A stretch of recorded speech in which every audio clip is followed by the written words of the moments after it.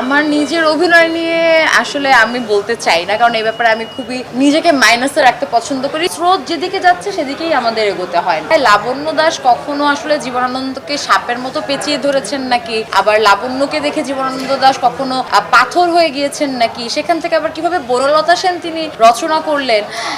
একটা মানুষের যদি এতই নেগেটিভিটি থাকে অর্ধাঙ্গিনীর, তাহলে আমার মনে হয় না যে তার সাথে যে মানুষটা বাস করেন তিনি এত মূল্যবান লেখাগুলো আসলে লিখতে পারেন। সো আমার কাছে যেটা মনে হয়েছে, নতুনভাবে উজ্জ্বল ভাই যেভাবে লাবণ্য দাস গুপ্তকে পোর্ট্রেট করতে চেয়েছেন, আমি যতটুকু চেষ্টা করেছি এটা আমার জন্য অনেক বড় পাওয়া হয়ে থাকবে। ডেফিনেটলি আমার ক্যারিয়ারের জন্য অনেক বড় পাওয়া হয়ে থাকবে।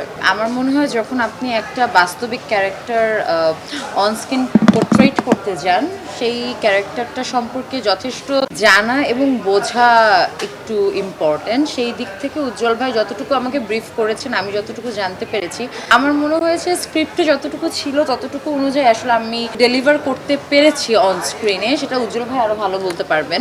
আমার কাছে খুব একটা যে চ্যালেঞ্জিং মনে হয়েছে বিষয়টা তা না, কারণ আমি প্রথম দিন থেকেই বলে এসেছি যে আমি যখন সারেন্ডার করে দিয়েছি যে আমি এই ক্যারেক্টারটা করতে চাই, তখন এই ক্যারেক্টারের পেছনে আমার কি পরিমাণে শ্রম দিতে হবে, কত ঘন্টা সময় দিতে হবে, রেওয়াজ করতে হবে কিনা, এগুলো কোনো কিছু আসলে কষ্ট বা চ্যালেঞ্জিং আমার কাছে লাগে না। সেগুলো আমার কাছে মনে হয় যে এটা আমার জন্যই করা, আসলে আমার চরিত্রটার জন্যই করা।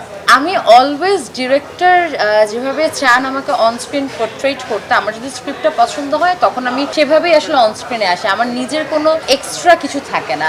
তো এটা পুরোটাই আমি বলবো উজ্জ্বল ভাইয়ের ক্রেডিট, যে উজ্জ্বল ভাই আমাকে ডিফারেন্ট ওয়েতে লাবণ্য দাস গুপ্ত, যাকে সবাই এক ধরনের ভিলেন চরিত্রেই আসলে বানিয়ে রাখতে পছন্দ করেন, সেই জায়গা থেকে একদম মাঝামাঝি একটা পর্যায়ে নিয়ে আসা এবং লাবণ্যর প্রতি যে মানুষের একটা সহমর্মিতা আসতে পারে, সেটা উজ্জ্বল ভাইয়েরই ক্রিয়েশন আমি বলবো ডেফিনেটলি। আর নাটক, টিভিসি এগুলো তো আসলে খুব ভ্যারিয়েশন আসলে থাকে না। একটা নর্মাল সময় দেখা যায় একেন্দ্রিক একটা গল্প হচ্ছে, এখন যেমন পারিবারিক কেন্দ্রিক গল্পগুলো নাটকে অনেক বেশি ভিউজ হচ্ছে বা মানুষজন পছন্দ করছেন। সো সেটা আসলে স্রোত যেদিকে যাচ্ছে সেদিকেই আমাদের এগোতে হয় নাটকের ক্ষেত্রে বা টিভিসি ওবিসি যাই বলি না কেন। কিন্তু সিনেমার ক্ষেত্রে আসলে আমার মনে হয় এটা তো আসলে অনেক বড় একটা স্ক্রিন, লার্জার দেন লাইফ। সো এই জায়গাটাতে আসলে কম্প্রোমাইজ করার কোনো সুযোগ থাকে না, এই জায়গাটাতে আসলে ফাঁকি দেওয়ার কোনো সুযোগ থাকে না, তাহলে সেটা দর্শকের চোখে ধরা পড়বেই মাস্ট। যে সকালবেলা আমি লাবণ্য দাস গুপ্তকে যখন দেখতে আসে সেই সিনটা করি, এবং রাতের বেলা